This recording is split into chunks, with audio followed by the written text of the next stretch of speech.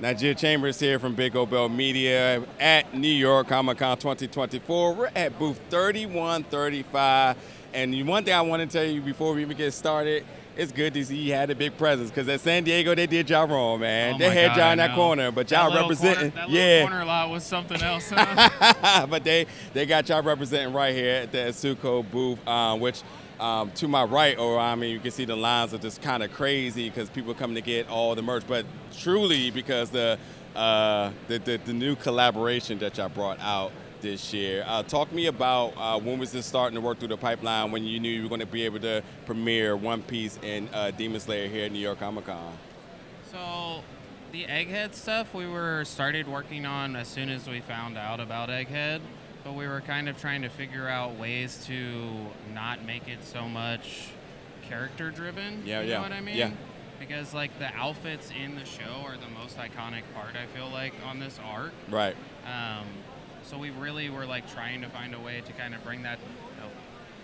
We were trying to bring that to life in a way that was unique to us. Yeah. With Demon Slayer, I was just so excited to be able to do Demon Slayer, bro. Like, you don't even understand. Yeah, dude. So that's why we kind of went crazy with it and tried to bring like all new bodies and like our own take on everything. Because I feel like a lot of what you see is a lot of the character patterns kind of just repeated on stuff. Yeah. So that was the first thing we were avoiding as soon as it came to it. Yeah. I mean, and it's some of the best work, which I'm going to show y'all in just a little bit here. What is the one piece that you're most proud of? There's so many good ones out there, and I'm wondering for you, what's the one that you kind of always got your eyes kind of sparkling a little bit on? I mean, I think out of each collection, there's one in both that I really love the most.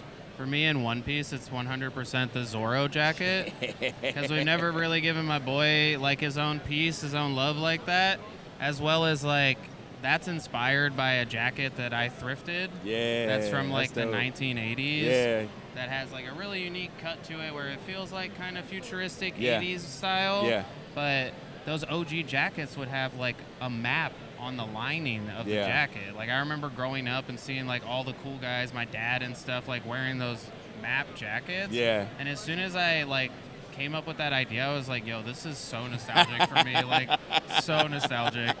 How do you feel to be a part of the trend setting crew now? You know, seeing that folks are coming here and they obviously some of their favorite IPs, but now they're expanding their fashion a little bit, and you're being a part of that. I mean, for me and the team, I think that's what's most important to us, is trying to kind of push the boundaries and kind of giving people things that they may not even know that they need yet. And like making them feel like through these bodies here, they can feel comfortable wearing those trends. You know what I mean? Like, because it's got their favorite character on it, their favorite IP, and it doesn't make them feel uncomfortable, whereas just maybe buying something like that off the store rack would.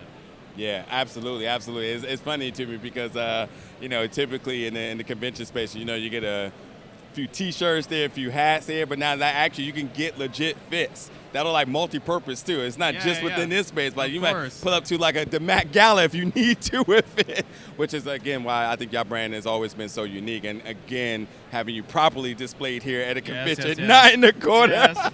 We kind of pulled some of those same themes though over to this one. Yeah. Kind of doing like a distress booth. Yeah. And kind of inspired it. The Japanese like coffee shops are kind of what inspired this for me. Yeah. And just like subways and the like walking down the streets, shopping kind of vibes, which is why we went so minimal with everything and really played with the textures a lot. Yeah. Now, outside of the clothing, I'm a big backpack guy.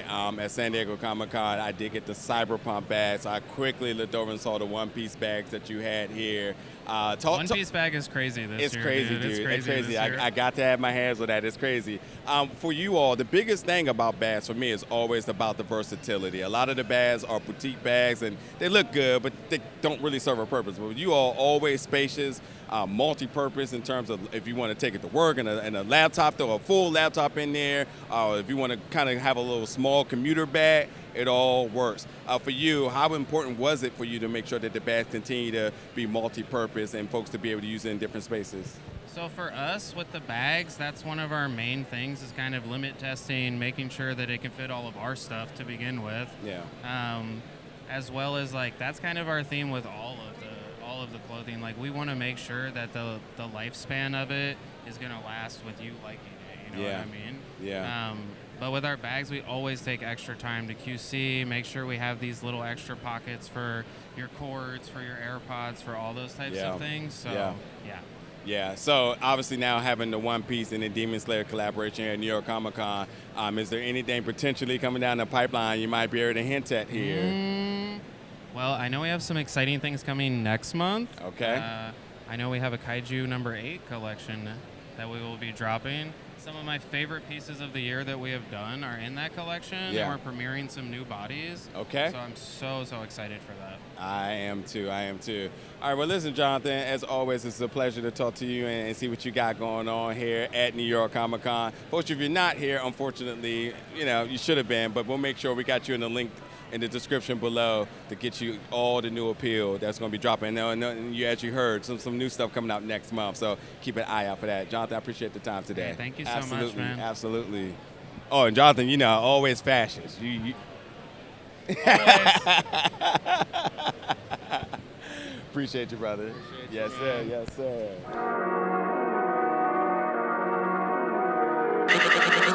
Ridiculous.